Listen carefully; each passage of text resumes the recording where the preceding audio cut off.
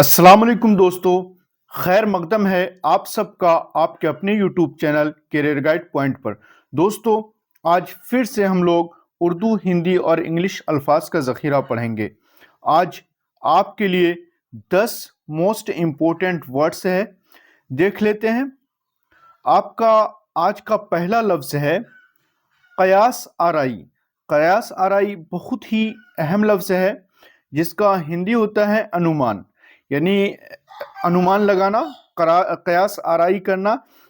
इसका इंग्लिश होता है स्पेकुलेशन।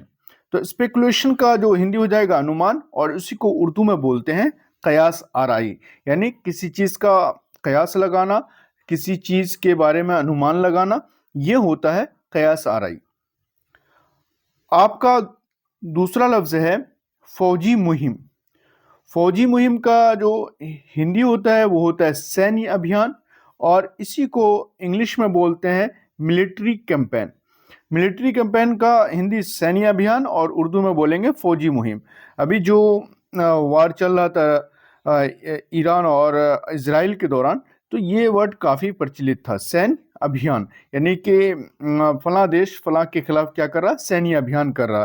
तो ये बहुत ही प्रचलित वर्ड है। आपका तीसरा लफ्ज़ है खिलाफ वर्जी। तो खिलाफ वर्जी का जो हिंदी होता है वो होता है उल्लंघन।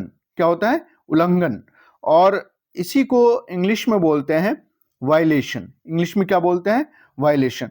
तो वायलेशन का जो हिंदी हो जाएगा वो हो जाएगा उल्लंघन, और इसी को उर्दू में बोलेंगे खिलाफ वर्जी। बहुत ही इम्पोर्टेंट और अहम लफ्ज़ है। इस ऐसे लफ्ज़ को याद रखना आपके लिए बहुत ज़्यादा ज़रूरी है। आपका चौथा लफ्ज़ है आजमाइशी तकर्रुर। क्या है? आजमाइशी तकर्रुर, और इसी को बोलेंगे हिंदी में परिवीक्षा। परिवीक्षा, और इसी को इंग्लिश में बोलेंगे प्रोबेशन। तो प्रोबेशन क्या होता है, परिवीक्षा क्या होता है, आजमाइशी तकर्रुर क्या होता है? तो इसको समझने के लिए ये समझ सकते हैं कि जिन लोगों की नई नई बहाली होती है तो उसको प्रोबेशन पीरियड में रखा जाता है, यानी आजमाइशी तकर्रुर होता है उसका। यानी उसको देखा जाता है कि ये कैसा काम कर रहा है और इसके काम करने का ढंग कैसा है, फिर उसका जो मुस्तकिल तकर्रुर हो जाता है।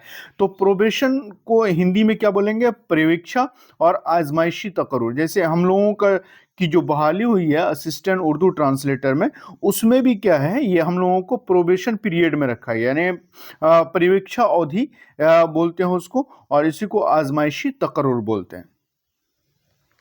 आपका पांचवा लफ्ज है मनफी। मनफी का जो हिंदी होता है वो होता है नकारात्मकता। नकारात्मकता का जो इंग्लिश होता है वो होता है निगेटिविटी। जैसे बोलते हैं कि निगेटिविटी मत फैलाओ, डोंट स्प्रेड निगेटिविटी। तो इसी को हिंदी में बोलेंगे नकारात्मकता, और हिंदी में क्या बोलेंगे? मनफी। यानी बहुत सारे लोगों का मनफी सोच होता है, नकारात्मक सोचते रहते हैं, तो उसी को मनफी को नकारात्मकता, और इंग्लिश में बोलेंगे निगेटिविटी। आपका छठा लफ्ज है मंजूरी। मंजूरी बहुत ही अहम लफ्ज है, इंपॉर्टेंट है, इसको याद रखना आपके लिए बहुत ज़रूरी है। मंजूरी को हिंदी में बोलते हैं मान्यता, और इसी को बोलते हैं अप्रूवल। यानी किसी काम के लिए अप्रूवल मिल जाता है, तो वहाँ क्या बोलते हैं, अक्सर ये लफ्ज़ आपको कॉमन लोग जो आम तौर पे मतलब कम पढ़े लिखे लोगों के मुंह से भी आपको सुनने को मिलेगा कि हमको अप्रूवल मिल गया है।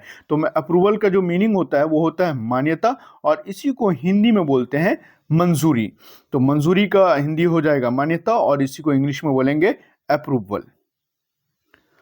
सातवां जो लफ्ज है आपका वो बहुत इंपॉर्टेंट है। आमतौर से सिस्टम लोगों को याद होता है, लेकिन उसका हिंदी और उर्दू याद नहीं हो रह पाता है। तो आपका जो लफ्ज है सातवां वो है क्या? निज़ाम। निज़ाम को हिंदी में बोलते हैं व्यवस्था। क्या बोलते हैं? व्यवस्था, और इसी को इंग्लिश में बोलते हैं सिस्टम। तो सिस्टम का हिंदी व्यवस्था, और उर्दू में बोलेंगे निज़ाम।